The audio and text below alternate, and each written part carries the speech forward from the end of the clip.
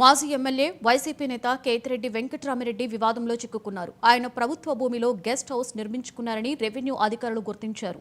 మాజీ ఎమ్మెల్యే తన భార్య వసుమతి పేరుతో 2 ఎకరాల ప్రభుత్వ భూమిని రిజిస్టర్ చేయించుకున్నట్లుగా గుర్తించారు. కాగా గెస్ట్ హౌస్ భూమి ప్రభుత్వానిది కాదని కేతిరెడ్డి గతంలో హైకోర్టును ఆశ్రయించారు. తాజాగా గెస్ట్ హౌస్ స్థలం స్వాధీనం చేసుకోవాలని హైకోర్టు ఆదేశించింది. దీంతో అధికారులు గుర్రాలకోటకు వెళ్లగా గెస్ట్ హౌస్ కి తాళం వేసి ఉండడంతో అధికారులు వెనుతిరిగారు.